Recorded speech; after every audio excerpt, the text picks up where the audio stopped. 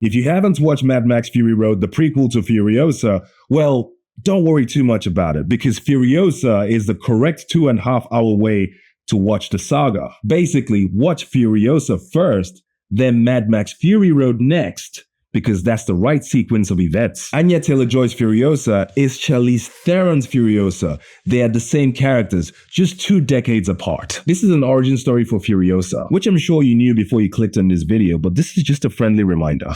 And if you're wondering, what about the other Mad Max movies, the ones with Mel Gibson? Should I watch those first? Well, there are 3 Mad Max movies with Mel Gibson. However, those films do not technically have anything to do with Fury Road or Furiosa, as Mad Max Fury Road serves as a reboot/retelling of the Mad Max saga, which makes Tom Hardy the new Mad Max and now probably the most relevant Max to keep up with. However, you can watch the old Mad Max if you want to, but I think they're super silly and didn't age well, so I don't really recommend them. There is, however, another Mad Max movie in the works called Wasteland, which is set after Fury Road, so perhaps we'll get Tom Hardy and Charlize Theron back as the lead. However, nothing has been confirmed yet. Furiosa, a Mad Max Saga, is a 2024 post-apocalyptic action-adventure film co-produced and directed by George Miller, the director who brought you Happy Feet and Babe Pig. Furiosa is also co-written by Nico Lathoris. It is the 5th installment of the Mad Max franchise,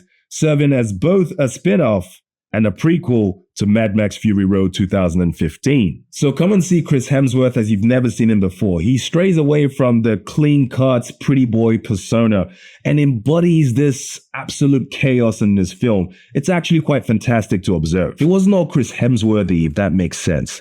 I'm sure it doesn't, but some of you know what I mean. And with that said, here is the plot followed by the pros and cons.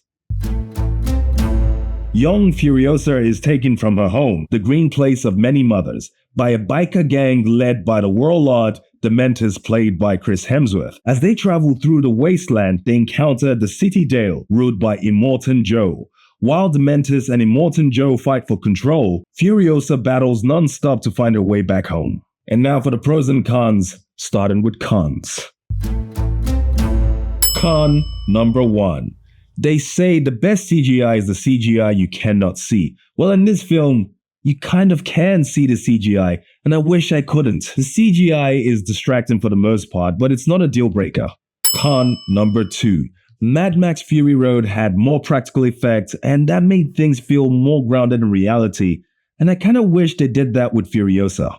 Con number 3.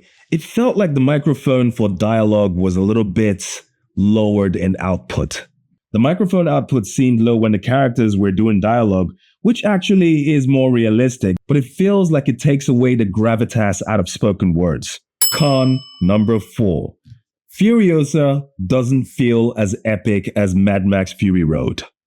I'm sorry, it just doesn't. Wait, it doesn't mean it's lacking epicness, it just means the epicness of the previous film had more fury in it.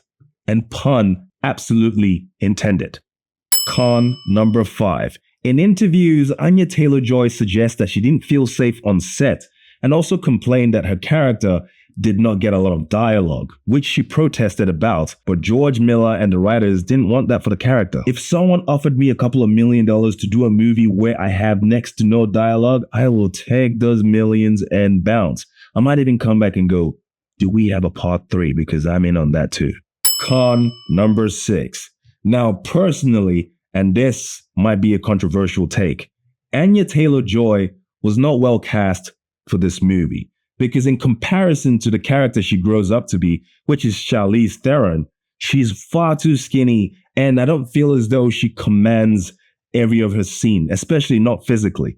There was a scene where she punched Chris Hemsworth in the face, which is Dementus, and it felt like that would not have had any impact whatsoever in reality. It doesn't seem believable. It just doesn't.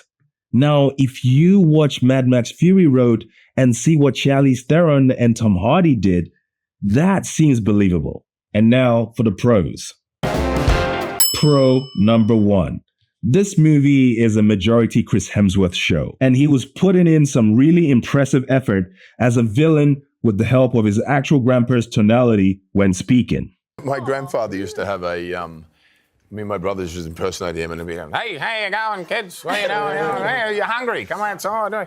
And so I wanted to have an accent that was Australian and familiar, but not of this time. Pro number 2.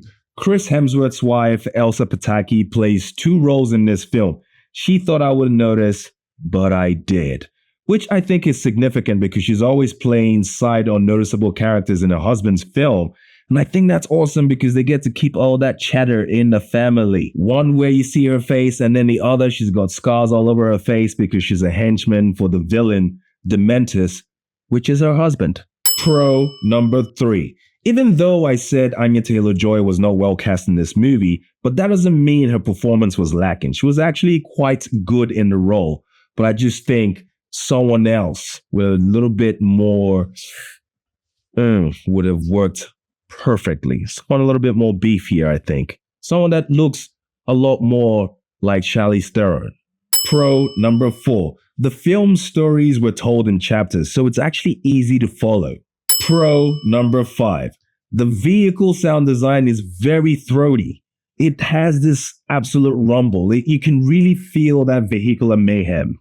Pro number 6. Furiosa is very entertaining and a lot of fun, and it's the perfect ending that leads you straight to Fury Road. The transition is quite seamless. If you watch Furiosa first and go and watch Fury Road, it just blends seamlessly. It's actually pretty cool. Pro number 7. There is a blink and you will miss it Tom Hardy's Mad Max somewhere in the mountains. But you don't get to see his face, but you do see his famous Ford Falcon Interceptor. Pro number 8. Chris Hemsworth's dad was also in this movie, but as an extra, it feels like that Hemsworth family are just out there collecting all that green. I respect that. It's good hustle. Bring the whole family in it. Hell yeah.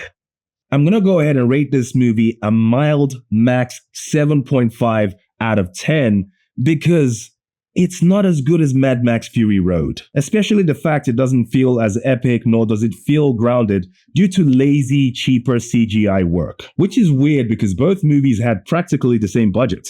You have it in you to make it epic. Well, apparently not. I definitely think this movie is worth watching. I had a lot of fun with it. It was absolutely entertaining. But don't watch it like it's going to win an Oscar.